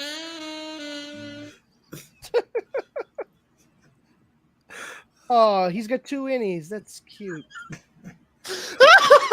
Holy shit, that's the funniest thing I've ever heard. Leo's gonna die. Wow, that was just off the cuff, but you're welcome. that one's for free. Oh shit. Oh, Okay, I mean, so anyway, I see some of these photos and yeah. I don't know. I So don't anyway, know. bodies. I don't care. That's my thing. Like, yeah, for real. Yeah, I could have gone the rest of my life without ever hearing that, and it still would have been too soon. Yeah, I don't know if it's true or not, but so the movie's supposed to be a horror comedy, and I think they figured, oh, we got Pete Davidson for our movie like last minute, so let's throw like one comedy line in it. I think that's what they were thinking was, but it was. I couldn't tell if this was like what's the new generation of kids? What, like Gen Zs, Well, I don't know, kids, man, kids. Well, anyway, I don't know kids if are kids. I don't know if it was kids that made this movie or people that hated kids that like wanted to try making fun of them. But it was like after watching, I'm like, I think I was too old to watch this movie. There was so many things that Maybe the people who were directing it were too old to direct the movie too. That could be too. Yeah. What do you call kids these days? Still just kids, man. I don't think we changed it much. It's starting to sound like fucking old man yells at cloud, you know. I used to be with it, but then they changed what it was. Now what I'm with isn't it. And what's it seems weird and scary to me. And it'll happen to you too. I'm so glad I knew that just for this moment. And then Leo cackled madly and threw a spoon at the window. Sorry, I'll stop. Yeah. So yeah, the movie sucks. So don't even. That movie made me wish I had 2 more hands so I can give it 4 thumbs down. Oh my god! Paraphrasing Rick James. So spoiler for the movie.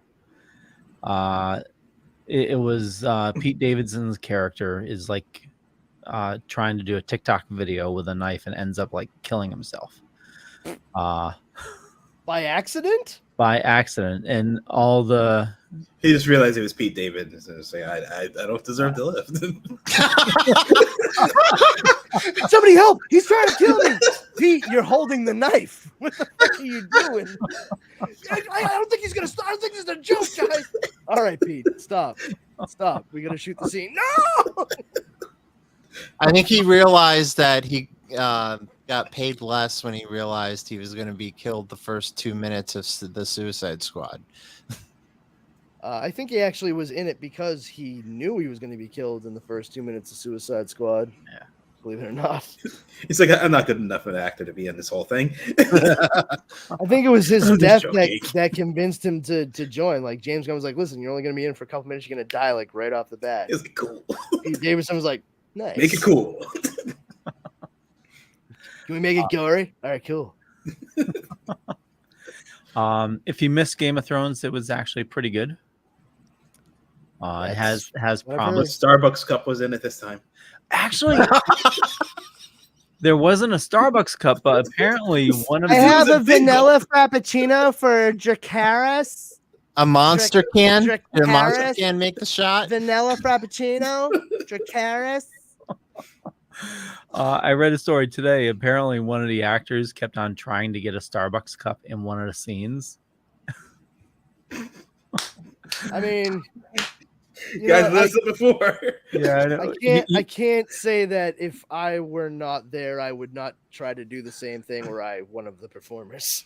Like, let's just keep these HBO fuckers on their toes, right, kids? Yeah, no, just me. Whatever. I mean, I'm doing it. They're trying to keep everyone on their toes. I mean, canceling. No, but I would definitely episodes be of the Sesame guy Street. in like cloaks and robes, and after like 5 times before every scene, they'd be like, Brandon, empty your pockets. I'm like, why? I don't have anything in my pockets. In my hands. Like, where's Sure the you cup? do. You I have the don't have a 200 cup. What are you talking about? You know do. you sent one of the runners out to get you a Starbucks. Where's the cup? I don't know what and they just stick their hand right in my pocket. This cup, like, oh, that cup. I'm sorry. I didn't know what cup you meant. See, I thought you were going to go a completely different route when you were talking about like wearing the robes and chains. I thought it was going to be a group of them going like, bring out your cups. Bring out your cups. No, I'm not fascinated. My theory was if HBO Max goes through your pockets, they find the 200 episodes of Sesame Street they pulled, along with the missing footage of Batgirl that the directors are trying to find. Listen. I do not blame Warner Brothers Discovery for a fucking hot second on confiscating that footage immediately after they canceled that, because Zack Snyder stole that Justice League footage from the studio. He was not supposed to take that, and they were trying to prevent something similar from happening again. I don't blame them for a fucking second. And by the way, everyone who out there like, oh, they just fucking decided to pull a finished $90 million movie. The directors themselves, straight up, I read today, said that movie was not finished. It still had a shitload of visual effects and what have you that needed to be put in. So it's not done, not even close to being done. Apparently, it will not see the light of day.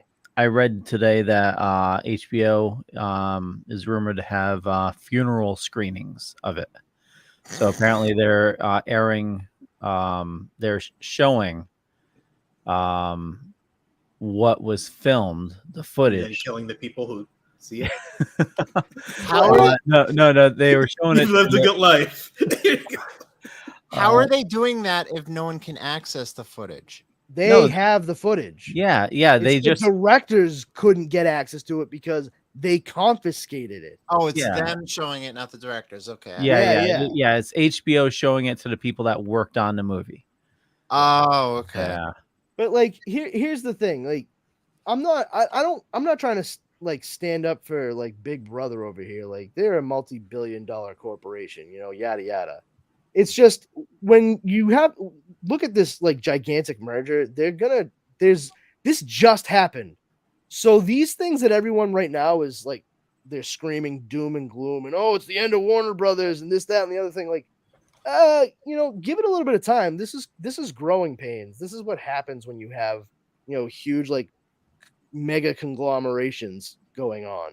Yeah, it's a new manager. The HBO's under new management, and there's definitely going to be some change. And I mean, he didn't cancel every single DC property. He just has a different vision, and maybe the vision will turn out to be, maybe it's the hope that we wanted. I think, considering that we know that they got Ben Affleck to come in for Aquaman 2. Yep. All right. And we do know what's that? They did reshoots. Yeah, they did reshoots. Yeah, absolutely. And I think that was a large portion of him coming in. But also in The Flash, from what we've been given to understand, like Ben Affleck does have some kind of role in it at some point in the movie. So if they were able to get Ben Affleck to come back, right? Especially considering that Aquaman 2 is still, they just changed dates around again, but it's going to be, like a December of next year or something. Yeah. To have a Batgirl movie come out where Michael Keaton is straight up like the main Batman and J.K. Simmons was still going to be Commissioner Gordon, but then you have Aquaman come out and Ben Affleck is clearly taking a role again in these movies. It's going to be needlessly confusing if you're trying to string together a coherent and cohesive narrative. I mean, he talked about how they have a 10-year plan. That seems to me to be a very vital first step to a 10-year plan, is making sure that you're able to like weave everything together in a sensible way for the audience and the filmmakers and performers. Like I said, I'm not trying to stand up for anybody. I'm just trying to make sense of it. I don't think that it's like we should all just say, "Oh, well, that's the end of Warner Brothers, and it was great while it lasted. Thanks for the years and years of Looney Tunes and superhero stuff." Well, back to what you were saying, Brandon and Leo, about corporations going through big changes. This isn't the first and isn't the last time big studio corporations went through big change. With Warner Brothers, for those who don't remember, in 2001 when AOL had their, was becoming the thing, they merged with Time Warner, aka Warner Brothers, aka TNT. They merged and they canceled a lot of things. Case in point, WCW, even though it was going down the shitter at the time, that was on the chopping block. Sounds like it was a pretty good reason for it to be on the chopping block. Exactly. So they're probably looking at demographic. They're probably looking at viewership, analytics. That's what it's all about. Yeah, it's all about demographics, psychographics. They're looking at a lot of things. Pyrographics. Fantastic, Yo-Yo. Thank you. They're looking at everything, and like I said, this just happened. Like it just went through. I mean, it's a few weeks in, and people are like, "Oh no, doom and gloom." Well, if you say so. If they pepper in some stuff into Flash is going to be the perfect area to sort of like teach people like what a multiverse is, and within the DC universe. Just think about how well that went with the comics. Well, I mean, they're not going to have like a crisis every 2 years or whatnot, but I mean, they could. Yeah, yeah, exactly. I mean, with what I read about the movie, they could go the multiverse thing because there's we know we know they're going to multiverse because we're getting Keaton's Batman and Affleck's Batman, but I mean that's a perfect way to like teach people. That's not the only thing we're getting in there from what I've read. No, I know that, but I mean that movie would be the perfect way, to show people. Do you want to know like potentially what they're saying is happening in the Flash? Sure. They are literally using like, what is it? I want to say restored footage of Christopher Reeve as Superman. Yeah. Linda Carter as Wonder Woman. Yes. Adam West as Batman. Wow. And Helen Slater as Supergirl. Will they also do like Joaquin's Joker and no, from what I did no, it's all the classic the superhero stuff. That would be cool. Yeah, that's it's like it seems as though it might be like the sort of wider multiverse in front of Barry's eyes. Yeah. And we get those glimpses or what have you of those characters in new shiny restored footage, so it looks up to snuff with what today's that would be awesome filming looks like. Yeah, so but regardless, I do think that's going to happen because a lot of people have been really pushing it. Like that would be great. If it doesn't, I'm not going to be disappointed. That's you know what I mean. But it's fine. The possibility of it. The possibility is cool, and like I said, if it happens, badass. If it doesn't, okay, No, I'm still seeing a Flash movie in the movie theater. Yeah, something that I wanted when I was 8. So yes, that's fine. I mean, that doesn't mean I'm going to give it an automatic pass or anything. But granted, from what I've read though, the Flash has received the highest test scores with test audiences out of any movie in the DCEU. That was what I was going to say, but also I haven't read the comic, but not only with the test scores, and test scores or not, I was going to see this anyway. I know, shocker, right? Shocker, right, Leo? I was going to see this anyway. I just get a kick out of it when you're talking about it and you say I haven't read the comic. Like I haven't read the comic, but I'm gonna see it for the good. Like you said, the good for the test scores, but the negative too, and the funny for Ezra Miller. So just I mean, not just funny with Ezra Miller because I mean there are people that like legitimately have been hurt by what he's done. I I meant I like thi- the comments people have been making. That's Oh, right. but people are awful. Like, but the thing is, like, they're clearly doing some damage control, but if that's what predicated Ezra Miller legitimately having to go get treatment, then good. At the very least, he's getting treatment. He's not going to hurt anybody else or himself. It's like I've said before. It's like the same thing when I saw Kanye West starting to fucking tweak. It was incremental, and it as it grew to more of a crescendo. I'm like, why isn't somebody helping this man? Like, what is going on? No, for real. Like this dude needs legitimate help. Where, like, in little did we know it came out like, fucking crazy. But I mean, Kim Kardashian legitimately was trying to get him help. She was trying with all of her power. She called in other people he knew, people like in her family, just called together everyone, and he wouldn't listen. Thankfully, somebody scared Ezra Miller enough with all of this to get him to say, okay, yeah, I need help. I hope it sticks. And like I've said before, like in private conversation, if we're all willing to give Robert Downey Jr. like 17 different chances over the course of his career, like, because let's not forget, Iron Man is a fucking convicted felon. All right? Like, Robert Downey Jr. fucked up and found out a lot over the course of his career. And he finally, like, smartened up. He cleaned up. He spent time in jail. And he's been on the straight and narrow ever since. And thankfully, because he's a talented dude, and he's a delight to watch in the movies that we all love to talk about and watch.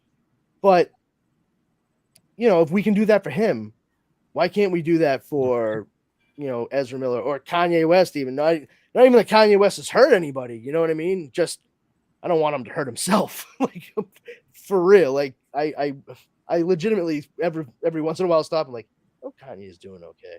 Like, I know that sounds fucking weird, but he, last thing I saw, he was like insisting people buy clothes out of bags, and I was like, yeah, I went to the Gap and saw that. I was like, yeah, I'm not spending $240 on a shirt that came out of a bag like that. Yeah, I'm like, dude, that was on the floor, man. I don't know. Like, I don't think so. Like, it's already feels weird spending that much at the Gap. Yeah, exactly. Like, I'm at the Gap, bro. This should buy me like a year's worth of fucking wardrobe. Are you for real? Instead, I got this T-shirt and these jeans. But yeah, like, if we're willing to give certain people chances after doing some foul, fucked up, and repugnant shit, I think we can do the same for like Ezra Miller and Kanye West for sure. Like, let's make sure people are getting the help they need. So if, like I said, if that's what happens because of the Flash coming out and them impressing the importance of it onto Ezra Miller and it scared him enough, good. I'm glad. I hope, like I said, I hope it works. I hope it sticks. Not for the sake of like comic book movie nerd Brandon that wants to see all this cool story stuff on screen. Like, just as a human being, like, don't hurt anybody else. Don't hurt yourself. Go fucking do what you need to do to make up for the shit that you did, legally and psychiatrically. Well, we're about 2 hours, so I think we're gonna wrap it. Are we? Yeah. Are we, Leo? Unless you guys have anything else. I don't know. Speak now or forever hold your dork. Who needs to use the bathroom before we leave? Speak now or forever hold your pee. You guys hear that one as kids? No. I fucking hated it. Like, all right, Dad, I get it. Like, every fucking trip. Every trip, man. I'm trying to look to see if there was any topic that we didn't really get to touch upon. Halloween Ends is going to be released in October, both theatrically and on Peacock same day. So that's an interesting choice. I didn't see that coming. I'm happy for Peacock to do that, but I'm curious as to whether it will hurt its numbers. Like, I don't know, man. I think that for me, the thing that would hurt the numbers personally, like my part in it would be the numbers that get hurt because I saw Halloween Kills in the theater and I was there. I know you were, and I did not like that fucking movie. I know you didn't.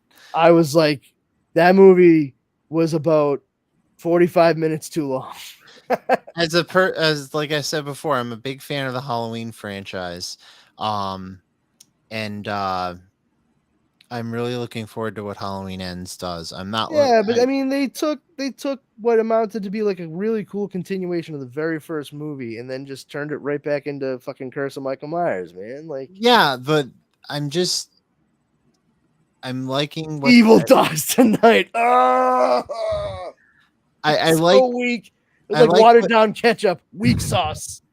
I like what they've done, and I really like that this franchise is finally coming to an end because, to be fair, it should have ended after Halloween 2 in 1981. I mean, we got Absolutely. Halloween 3, and It I will- absolutely should have ended after Halloween 3. yeah, because if they went that way with the anthology route, that would have been great. Oh my god, I know. I'm so that's the What power pisses of me off is people pissy fanboys right there. Yeah, that was the original hissy fanboys. People bitched and moaned that Michael Myers wasn't in it, and we got, what's To which I say, bullshit. He absolutely was on the teeny tiny television screen in the bar. Yes. So haha all over you jerks. He isn't it. Meh. But yeah, like I love the idea of Halloween 3 altogether. Like when it was late in life that I saw Halloween 3. And when I saw it, I was like, I love this movie. Like I love it's a ridiculous 80s horror schlock, but it's so much fun and it has an original story. And the fact that they legitimately were like, all right, we're done telling Michael Myers stories under the banner of Halloween. Now, Yeah. this is another story called Halloween Season of the Witch. And if people hadn't bitched up a storm because Michael Myers wasn't like the central character or a character in the story, we would have gotten, and they went to go see it and actually like appreciate it for what they were trying to do. We would have gotten a different Halloween anthology movie like every year around Halloween. Yeah. And it would have, and if it was that successful, it would have competed with Nightmare on Elm Street and Friday the 13th with like for sure. Well, especially because they could have told year. different stories each Yeah. time too. They weren't going to be beholden to one idea. But that's exactly what ended up happening because they went right back to Michael Myers. Wow. Yep. Fucking weak. Meh. Meh. I'm just saying. I'm not saying anything. I'm just saying. I think that might have been all I had to say about that. The Sandman on Netflix. Oh yeah, the bonus check it out. episode. I need to check it out. Oh my effing G, guys. Like that show is phenomenal. Like I own the comic series. I read it years ago. Dara read it years ago as well. It was like one of the first comic book series I got her to be able to read. And we watched this show and we were just like gobsmacked by like beat for beat the first 16 issues. Unbelievable. I mean, this is so it just, if you read it, then you knew what you were gonna see. Yep. And even though I knew certain things were coming, it was still like so effective. The showdown between Lucifer and Morpheus in hell, that whole quote battle, I knew exactly where it was going. My wife forgot. And as soon as it started up, I just turned to her and went, Hope. And she was like, what? And I was like, just watch. And we get to the end of it, and he's like, I am Hope. What kills Hope, Lucifer? And she's like, fuck, But holy hell, John D, Dr. Destiny in the Diner Man. Oh yeah. That was just as horrifying in the show as it was in the comic book. And it's horrifying in the comic book. Like that is a fucking creepy, scary ass scene. Like no joke. Yo, have you read the book? Yes, I have. And Yeah, I'm off this weekend, so that was part of my plan for the weekend. Yeah, so dude, that diner scene with John D when he has the jewel, dude, when you see it in the show, you're just gonna be like, wow, this is movie fucked up. Like, Yeah. for real, man. So I know they changed a little bit. I liked how I liked how the show handled that, and I also liked how they handled the end of the cereal convention. Yeah, I was very like pleasantly surprised by that because I was a little leery of them kind of converging at that point because I was like, that's not really how it goes in the comic. But to make it that magnet it is, and to have it go down that way, I was like, oh wow, that was a fucking like brilliant and beautiful way to get everything together. Yeah. All of it. It was done so well. Oh man. And I gotta say the casting for Morpheus, perfect. As well as the other endless siblings that we saw. Desire, Despair, and Death. Oh man, Kirby Howell Baptiste, forget about it. She was perfect. Perfect as Death. Like exactly the way I expected her to be. Fucking marvelous. I'm so glad this show came out and Joseph Gordon-Levitt did not get a chance to make this into a movie the way he wanted. This is like, and from what I understand, if Netflix, because they haven't said anything about a second season yet, but if Netflix decides not to go with a second season, apparently Neil Gaiman has like the rights, he owns it, so he can shop it to wherever he wants after Netflix. Oh wow. Yeah. Well, speaking of shopping, I know we talked about this on Splash Pages, but it looks like they're not going to be going with the Batman, the Bruce Timm. Oh, Cape Crusader. Yeah, Cape Crusader. Well, yeah. A lot of people freaked out because they were like, "Oh, so they just canceled Batman Cape Crusader." They actually didn't. It's still in production. Yeah, they're going to shop it to different networks. That's all. Yeah.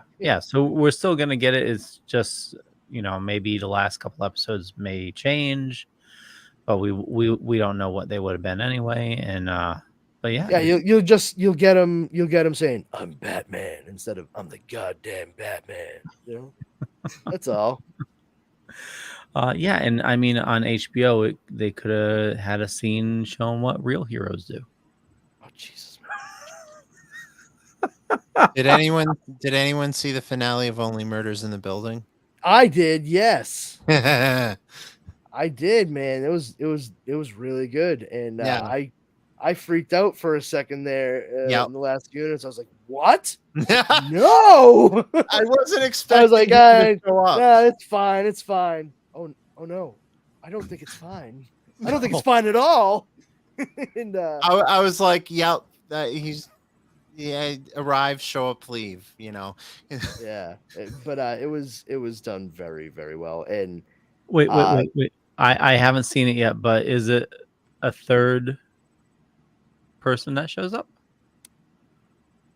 No. No, Chevy Chase. No. Oh no. Okay. I thought that's what we were referring to. Then we got like the three amigos. Wherever there's injustice, we'll be there. No. You're way off, Leo. Think. Yeah, no. Don't think anything. Just watch the show. Yeah, I need to watch the show. Yeah. I'm just UHF. Why would it. You Fucking even want Chevy Chase there? Just crank up the volume and yank off the knob. Just fucking watch the show, man. Yeah. What about you, Yo-Yo? What are you watching? I mean, the last thing I watched was She-Hulk. Really, I haven't watched anything new. Like I said, this weekend was going to be me actually sitting on the couch and just watching Sandman. So. Nice. Yes. Excellent. Well, now you get the chance of watching the whole thing through with the bonus episode. It's true. Yeah. I was like so shocked by that too. I was like, "Oh, thanks, internet," because I had no idea. I haven't seen it yet. I need to go back and watch it. Oh, it's really good. It's a two-parter. It's like basically 2 episodes in one.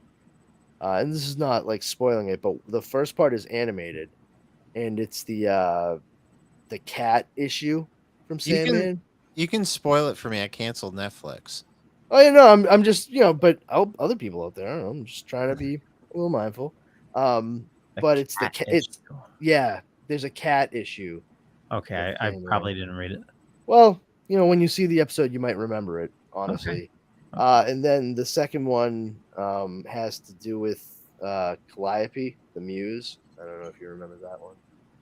But it stars Arthur Darvill from Doctor Who.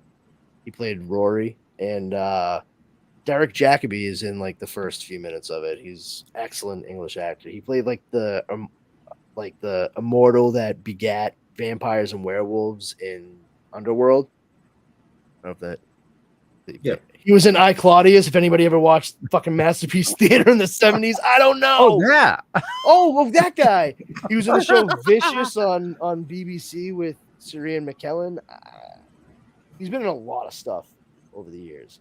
But yeah, just an excellent bonus episode all around, and doubly pleasant because it was completely unexpected. Just a total surprise. Nice. So, check it out, man. Yeah. Well, on that note, we'll wrap things up. We got a long day tomorrow. I know some of us are going to be prepping for travel. I want to thank everybody for watching this fine evening. For me, just Google Leo Pond. You find a bunch of stuff. Could be true, could be not. I'm not going to say which is which. But I run the Dorkening Podcast Network. Head on over to thedorkening.com. There's a ton of awesome people doing a ton of awesome stuff. We're going to be at multiple conventions this weekend. Sci-Fi Horror Fest in Vernon, New York. Maryland, Poppin' Horror Con. And also Retro World Expo in Hartford. And with that, Powerful Brandon. Hey, everybody. I'm Brandon Powers, a.k.a. Powerful Brandon. You can check out the Powers Combined Facebook group on Facebook. We're just a bunch of dorks that like to get together and share info, memes, laughs, good times to be had by all.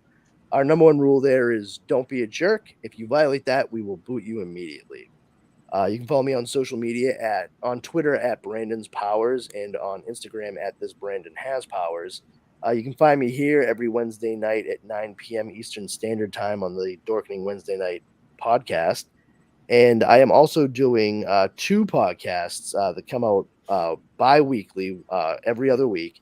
The first is The Dork Night, which covers all things Batman with Leo Pond and our good buddy Justin Cooper.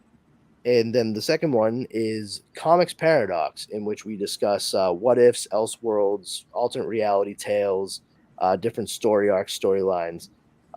It's just it's a lot of fun. That, like I said, that comes out every other Sunday. They both come out 8 a.m. on Sundays. So yeah, that's pretty much what I'm up to. So check it out. Cool beans. Yo. Yo St. Laurent on Instagram is pretty much where I hang out. And here, of course. Cool beans. Steven. You can follow the award-winning Super Retro Throwback Reviews on Facebook, Twitter, and Instagram. Our award-winning show, Super Retro Throwback Reviews, is available on all major podcasts and distributors and on the Dorkening Podcast Network. And I'm here every Wednesday. And don't forget, check out the Dorkening Podcast Network, like Leo said, on the Summer of Dork Tour 2022, as I like to call it. I still have to make the graphic for it. Check them out at Maryland Poppin' Horror Con this weekend. Sci-Fi Horror Convention in New York this weekend, and Retro World Expo this weekend. Get your tickets for all 3 conventions if you're in the area, and come see the Dorkening Podcast Network at all 3 conventions. If you're a podcaster, come inquire. We would love to have you on board our illustrious network. Awesome. Apply to be on the network. Yes. He did say inquire, apply, Okay. Okay, he did. He covered it, busting his fucking balls. Thank you. I'm trying to get the whole damn I'm trying to get you guys promoted. So as Steve was saying, everybody, stop on by and apply and inquire about starting a podcast on the illustrious network known as the Dorkening. Leo, guys later. You just cut him off. Bye. Bye.